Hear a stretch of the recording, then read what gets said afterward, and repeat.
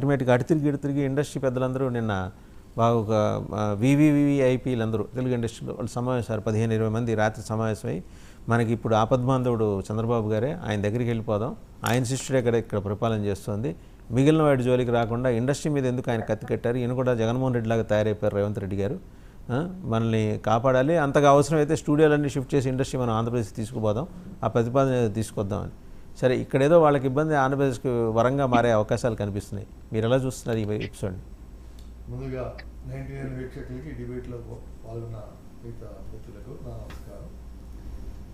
ప్రధానంగా ఇక్కడ చెప్పాల్సింది ఏంటంటే, దీని బ్యాక్గ్రౌండ్కి ఒకసారి మనకు పోయినట్టయితే, గతంలో మియాపూర్ ఏరియాలో వరదలు వచ్చి, వర్షాలు వచ్చి, బిల్డింగ్లు అపార్ట్మెంట్లు మునిగిపోతే ఆ రోజు ఇవన్నీ చెరువుల్లో కట్టారని చెప్పి రేవంత్ రెడ్డి గారు ప్రతిపక్షంలో ఉన్నప్పుడు వెళ్ళి దాన్ని పరిశీలించినప్పుడు ఆయన మీద తప్పుడు కేసులు పెట్టింది కేసీఆర్ ప్రభుత్వం.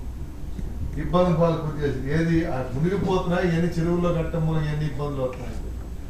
ఆయన ఒక డిసిషన్ తీసుకున్నాడు. ఏంటి, ఎక్కడెక్కడైతే సుప్రీంకోర్టు జడ్జిమెంట్ ఉంది, చెరువుల్లో ఎక్కడ కట్టడాలు ఉండకూడదు అనేది. హైకోర్టు స్టే ఉంది ఇక్కడ. మరి హైకోర్టు స్టే అనేది ఏమని ఇచ్చిందంటే, అవి కరెక్ట్గా మీరు సర్వే చేసి దాని ప్రకారంగా నిర్ణయం తీసుకోమని తప్ప చెరువులో ఉండే కోల్చొద్దని హైకోర్టు చెప్పలా. హైకోర్టు ఏమంది, దాంట్లో కూడా conveniently interpreting the judgement of high court. Not like that. నేను మొత్తం ఆయన స్టోరీలు కూడా చూసాను, మీకు తెలుసు కాబట్టి మిమ్మల్ని కూర్చోబెట్టింది. దాంట్లో ఏంటంటే సుప్రీంకోర్టు చెప్పిన దాని మీద గతంలో నాగార్జున గారు స్టే తీసుకున్నాడు, కేసీఆర్ ప్రభుత్వంలో కూడా ఇదే పరిస్థితి వచ్చినప్పుడు. ఇప్పుడు కూడా ఏమంటారంటే, దాంట్లో 2 రకాల వెర్షన్స్ విన్నాం. నాగార్జున గారు స్టే తెచ్చుకున్నామని విన్నాం, ఆయన స్టే తెచ్చుకునే లోపలనే కూల్చేశారు. ఇప్పుడు ఫ్రాంక్ ఏంటంటే, ఆయన హౌస్ మోషన్ మూవ్ చేశాడు. ఇదివరకు ఏంటంటే హైకోర్టులో ఒక సుప్రీంకోర్టు ఆర్డర్స్ ప్రకారంగా ఓ స్టే తెచ్చుకుని 10-20 ఏళ్ళు ఆ స్టేజ్ చెల్లదు, దాని మీద మెయిన్ కేసు డిస్పోజ్ అయ్యి ఇంటర్ మాటర్ ఉండాలి అనేది స్పెసిఫిక్ ఆర్డర్. ఇప్పుడు యాక్చువల్గా అంటే కోర్టులు ఏంటంటే ఏస్ అంటే ఎక్స్పర్ట్ స్టే ఇస్తారు, ఆర్గ్యుమెంట్స్ అయిన తర్వాత ఎగ్జామిన్ చేసి ఆల్మోస్ట్ ఫైనల్ జడ్జిమెంట్ లాగా ఇంటర్మ్ ప్రతి గ్రౌండ్ ఎగ్జామిన్ చేసి ఒక ఆర్డర్ ఇస్తారు. That is called interim final order. అది మెయిన్ కేసు మళ్ళా ఉంటుంది. సో అటువంటి వాటి మీద తప్ప ఎక్స్పార్టీ ఆర్డర్ల కింద ఏదైతే ఏది అవత కౌంటర్ లేకుండా ఇచ్చిన స్టే కుదరదు అని చెప్పి మీరు చూశారు కదా. సో నాగార్జున గారు ఏం చేశాడు, ఆయన ట్వీట్ మీరు చూశారు కదా. నాగార్జున గారు కూడా ఏంటంటే ఆయన చాలా లేట్ చేసాడు అనిపిస్తుంది. ఎందుకంటే దాదాపు మీరు గమనించినట్టయితే యూట్యూబ్లో కానీ సోషల్ మీడియాలో కానీ 4-5 డేస్ నుంచి టోటల్గా నాగార్జున కన్వెన్షన్ కూల్చేస్తారంటే ప్రభుత్వం లీక్ చేస్తారు. ప్రభుత్వం ఒకటి ఇక్కడ గమనించాల్సింది ఏంటంటే, ఎన్ కన్వెన్షన్ కూల్చడం వల్ల నష్టం నాగార్జున గారికి, అది సినిమా ఇండస్ట్రీకి సంబంధం లేని సబ్జెక్ట్. ఎన్ కన్వెన్షన్ కూడా హైదరాబాద్లో కాస్ట్లెస్ట్ సెంటర్. అది దానికి రెంట్లు అవన్నీ కూడా, నేను కూడా చాలా ఫంక్షన్స్కి వెళ్ళాను, చాలా పెద్ద అది. అందులో మామూలు పెళ్ళిళ్ళు చేసుకోలేరు, కోటేశ్వరులు తప్ప, దానికి రెంట్లే కోట్లలో అవుతుంది. కాబట్టి అది పెద్ద ఇది. దాంట్లో ఏంటంటే యాక్చువల్గా రివర్ వ్యూ ఎట్లనో అట్లా పక్క చెరువు వ్యూలో ఉన్నప్పుడు ఒక అందాలు బాగుంటాయని ప్రతి ఒక్కటి చెరువు వ్యూకి, ఈ పాండ్స్ పక్కకి, రివర్స్ పక్కకి, దానికి ఈవెన్ సముద్రం ఒడ్డుని కూడా మన బాంబేలో తాజ్ హోటల్ కానీ ఇవన్నీ కూడా చూసాం. సో రివర్ వ్యూ, ఈ సీ వ్యూలో దాంట్లో వచ్చేటప్పటికి అక్కడ పాయింట్ కానుకుని, అది సముద్రంలో కట్టలేండి, సముద్రం కనబడేట్టు కట్టుకున్నారు.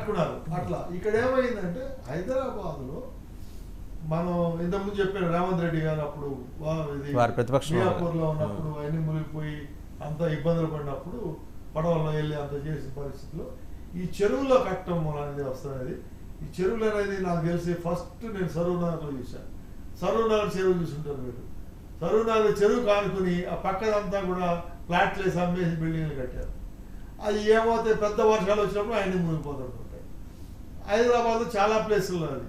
ఇప్పుడు హైదరాబాద్ చెప్పాల్సి వస్తేనండి, ఈ గవర్నమెంట్ ల్యాండ్స్ చెరువుల్ని వీళ్ళు అసైన్మెంట్ ల్యాండ్స్ కింద. కాప్రా చెరువు మీకు ఐడియా ఉంటుంది కదా, దానవీర సూరకన్న షూటింగ్ అక్కడే జరిగింది. ఇవాళ చెరువు లేదు, ఈసీఎల్ దగ్గర. అవును, ఇవాళ చెరువు లేదు. ఇవన్నీ కూడా ఏంటంటే వీళ్ళు ప్లాట్లు వేసి ఇదంతా పొలిటీషియన్ ఇన్వాల్వ్ లేకుండా ఎవడేం చేయరు చేశారు. ఇప్పుడు ఆయన ఒక స్టాండ్ తీసుకున్నాడు. సరే, ఇవాళ ఇండస్ట్రీ ఎందుకు ఉలిక్కిపడింది చేసే విధంగా ఈవెన్ మంత్రి శ్రీనివాస్ రెడ్డి కూడా ఏమన్నాడు, నాకైతే లేదు, నా కొడుకు ఉంది, అయితే అక్రమం కాకపోతే కూల్చేయండి అంటున్నాడు. ఇప్పుడు మంత్రులు ఇవే నాగేందర్ కూడా ముందు మాట్లాడిన తర్వాత వాయిస్ మార్చి నాయకుడు ఉంటే తీసేసేయండి నేను అని చెప్పి ఆయన చెప్పాడు. కోమటిరెడ్డి గారు ఎందుకంటలా? కోమటిరెడ్డి గారు కంప్లైంటే నాగార్జున మీద ఇచ్చాడని మనం ఇప్పుడు చర్చలో వింటున్నాం.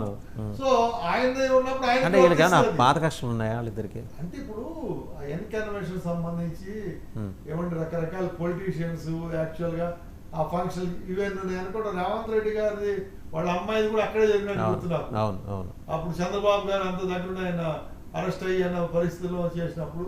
సో ఇవన్నీ కూడా జరిగేటప్పటికి ఏమవుతుందంటే మనం ఒక స్టాండ్ తీసుకున్నప్పుడు తన మన చూసుకుంటే ఆ స్టాండ్ తీసుకోకూడదు, మనకి కూడా మునిగిపోతారు. లేదన్నప్పుడు ఇవన్నీ అండి నిజంగా చెప్పాల్సి వస్తే గతంలో కూడా ఎప్పుడు కూడా కాంగ్రెస్ ప్రభుత్వంలో ఎక్కువ జరిగినాయి, టీడీపీలో కూడా జరగలేదని చెప్పట్లా, అక్కడ కూడా కొన్ని జరిగి ఉండొచ్చు. స్పెసిఫిక్గా మనం ఐడెంటిఫై చేస్తే చెప్పగలుగుతాము. సో దాంట్లో ఏంటంటే రాజశేఖర రెడ్డి గారి టైంలో అయితే అది ఇంకా విచ్చలవిడితనంగా. ఇప్పుడు వైసీపీ డిమాండ్ ఏంటంటే ఓకే మీరు అంత విశుద్ధవత్తంలో అయితే మీకు అక్రమ కట్టడాలు వద్దనుకుంటే ముందర మీరే అది వెకేట్ చేసి బయట ఎక్కడైనా ఉండొచ్చు కదా అని.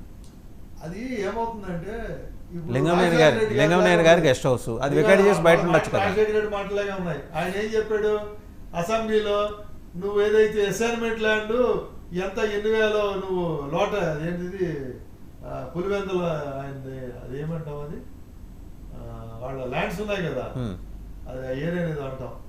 సో అక్కడ చేసినప్పుడు మా నాన్న చేసినట్టు ఇస్తా అన్నాడు. ఈ రోజు గారు ఇచ్చారాడు. రాజశేఖర రెడ్డి గారు ముఖ్యమంత్రి ఉన్నప్పుడు నాకు తెలియదు మా నాన్న టైంలో ఏం చేసారో అవి మాకు కాకపోతే ఇచ్చేస్తా అన్నాడు. ఈ రోజుకి ఇవ్వలేదు. ఇవన్నీ ఎట్లా ఉంటాయంటే అట్లానే ఉంటాయి. కాబట్టి ఏంటంటే ఇడుకులపాయ ఎస్టేట్ లో ఆ భూములకు సంబంధించి కూడా మనం చూసాం. సో ఇవన్నీ ఏమవుతుందంటే చెరువులు కబ్జాలు ఇవన్నీ అసలు మెయిన్ ఈవెన్ పొలాలు మునిగిపోవడానికి కూడా, వ్యవసాయంలో పొలాలు మునిగిపోవడానికి కారణం ఏంటంటే ఈ మిలిటరీ వాళ్ళకని వీళ్ళకని వెనకటి రోజుల్లో ఏంటంటే ఆ పొలాల పక్కనే ఆ త్రోవ పక్కనే ఒక గొయ్యలు ఉండేవి. ఎందుకు ఆ గొయ్యలు అంటే అది యాక్చువల్గా గవర్నమెంట్లో కూడా irrigation department, drainage department, chief engineer drainage వాళ్ళ పని ఏంటంటే ఈ డ్రైన్స్ ఫ్రీగా మూవ్ అవుట్ చేయడం వాళ్ళ పని. అది ఎప్పుడో మర్చిపోయింది గవర్నమెంట్. సో ఈవెన్ మీకు గుర్తుంటుంది వేసవకాలంలో వస్తే మన ఊళ్ళలో చెరువులు ఖాళీ అయిపోతే చెరువులు పుడుకలు తీసేవాడు, కాలువలు పుడుకలు తీసేవాడు. ఇప్పుడు అవన్నీ మర్చిపోయారు జనం. అది ఎప్పుడు జరిగిందంటే 86 ఎన్టీఆర్ టైంలో వరదలు వచ్చినప్పుడు ఎప్పుడైతే తీక వచ్చినాయో అప్పుడు ఆయన స్టాండ్ తీసుకుని ఆ పుడుకలన్నీ 88 మధ్యలో చాలా పుడుకలు తీశారు. సో ఇవన్నీ ఎందుకు వస్తాయంటే బేసికల్ గా ఇది కబ్జాలు వేరు, పుడుకలు. ఇప్పుడు నేను స్ట్రైట్ క్వశ్చన్ సార్, ఇండస్ట్రీకి వచ్చిన ఇబ్బంది ఏంటి? ఇవాళ ఇండస్ట్రీ ఎందుకు భయపడుతోంది? ఎందుకు ఆంధ్రప్రదేశ్కి షిఫ్ట్ అవ్వాలని కోరుకుంటోంది? అంటే ఇప్పుడు ఇండస్ట్రీ పరంగా ఇక్కడ ఇద్దరు ముఖ్యమంత్రులు ఏమన్నా అండర్స్టాండింగ్ కొద్ది చేయించారంటారు. ఇది షిఫ్ట్ అవ్వాలనేది అంత ఈజీ ఏం కాదు, కానీ అక్కడ కూడా రామోజీ ఫిలిమ్స్ లాంటిది కూడా కడితే తప్ప షిఫ్ట్ అయిపోయి వేళ దేశం మొత్తంలోనూ విదేశాల నుంచి కూడా రామోజీ ఫిలిం సిటీలో షూటింగ్లు చేస్తూ ఉంటారు. అంత పెద్ద సిటీ అక్కడ ఫిలిం సిటీ కట్టుకుంటే తప్ప ఎవరికి. ఫిలిం సిటీ లోపల కూడా 3 చెరువులు ఉన్నాయంటారు. మరి ఫిలిం సిటీ లోపల కూడా ఆయన అట్లా ఆయన సిటీ అప్పుడు యాక్చువల్గా రామోజీరావు గారి విషయంలో చాలా నేను డిప్గా స్టడీ చేశా. అక్కడెక్కడా కూడా అసైన్మెంట్ ల్యాండ్లు కానీ ఇంకోటి కానీ ఆయన టచ్ చేయలేదు, అలాగే వదిలేసాడు. దాంట్లో కట్టడాలు ఇంకా అట్లా చెరువుల కింద ఉంచాడేమో తప్ప దాంట్లో. ఇక్కడ ఏంటంటే ఇప్పుడు ఇందాక ఆయన ఏది మన రాజు గారిది సత్యనారాయణ రాజు గారు ఇవన్నీ ఏమవుతాయంటే ఇప్పుడు అట్లా అనుకుంటే భవానీ దీపం ఉంది, దీపంలో కట్టారంటే అది టూరిజం ప్లేసుల కిందను. కొంతమంది ఏంటంటే మీకు వాళ్ళకి చాలా మంది తెలియదేమో, మేము గోదావరి జిల్లాలో మేము చూసాము, పొలాల్లో ఇల్లులు కట్టుకుంటారు, చాలా మంది తోటలు ఉంటాయి, అక్కడే ఇల్లులు కట్టుకుని అక్కడే ఉంటుంటారు హ్యామ్లెట్స్ కింద. సో ఏంటంటే వెనకటి నుంచి ఉన్న సిస్టమ్లు ఏంటంటే మా పొలాల చుట్టుపక్కల ఇవన్నీ కూడా దానికి పర్మిషన్స్ అంటే ఆ లోకల్ పంచాయతీ వస్తున్నా ఇవన్నీ చేసేటప్పటికి ఇది ఒక పర్మనెంట్ రెసిడెన్షియల్ బిల్డింగ్ గా కట్టడం వేరు, ఒక గెస్ట్ హౌస్ కింద కట్టడం వేరు. గెస్ట్ హౌస్ కింద కట్టడానికి ఎవరైనా పర్మిషన్ ఇస్తారు, పర్మనెంట్ గా రెసిడెన్షియల్ వచ్చేటప్పుడు ఇవన్నీ ఆపదలు వస్తాయి కాబట్టి వైసీపీ సుజాత గారు గవర్నమెంట్ పర్మిషన్ ఇవ్వదు. చెప్పండి సుజాత గారు. ఇవన్నీ దృష్టిలో పెట్టి సినిమా వాళ్ళ గురించి సినిమా వాళ్ళ దగ్గరికి వచ్చేటప్పుడు కూడా ఏమవుతుందంటే ఇక్కడ ఎప్పుడైతే మంత్రులు నాగేందర్ లాంటి వాళ్ళు వీళ్ళందరూ కూడా ఎప్పుడైతే గవర్నమెంట్ స్టాండ్ తీసుకున్నప్పుడు ఆ స్టాండ్కి సపోర్ట్ చేసినప్పుడు ఇక్కడ ముఖ్యమంత్రి కూడా వీళ్ళకి అపాయింట్మెంట్ దొరకట్లేదు అనేది కూడా మనం చూసాం సోషల్ మీడియా.